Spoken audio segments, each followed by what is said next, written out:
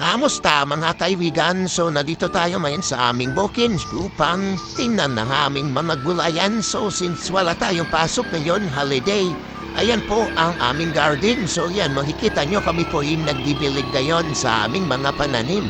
So yan naman po ang ating mga bakanting lote na nilinisan upang tayo ay makapagtanim.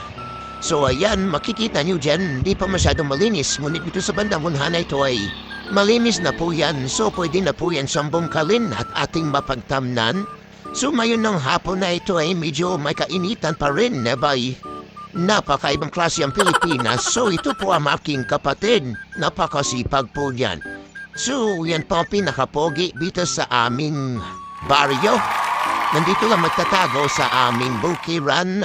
So ayan po, meron tayong mga pananim. Ito po ang aming mamunting kubo na kung saan nating tinitirhan paminsan-minsan kapag tayo'y napapagod sa ating pag-uuma. So ayan ang mga aming mga pananim. Ito ang aking kapatid, ang aming mga pamangkin. Kasama po natin dyan sa ating pagdidilig, susama-sama, banding with the family. Pag may time, hika sabi nga nila, yan, dinidiligan natin mga pananim natin sapagkat malapit na silang mamatay. So makikita niyo naman para mga bansot ang ating pananim mga guys. So ayan naman po ang aking pamangkin. Say hi naman dyan. So ayan po hinihila niya na yan. Host po yan. So yun doon po napakonect yan sa makina natin.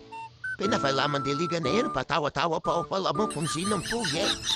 Sanhay naman dyan nating pamangkin. Ayan. So kung makikita nyo nilalaman hila, po napakabigat po niyang host na yan. Kaya kung hindi ka sanay ay talagang mahihirapan ka. Kailangan na assistant, so yan na, pamangkin kong pamalawas at pogi.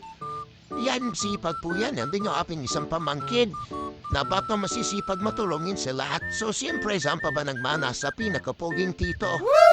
Pag puro karne, okay? Huwag tayong magpasobra sa karne, ba pa tayo'y maagam pumanaw. So yan na dito sa amin pagdidilig na sira ang aming host. Yan, pero siyempre, nung naayos na yan, tuloy tayo ulit. Tol, bira tol. So parang buhay lang yan, di ba? Kung papalya kung minsan, ngunit kapag ating nasurvive ay tuloy ulit sa ating buhay. Hanggang dito na lang po muna. Paalam.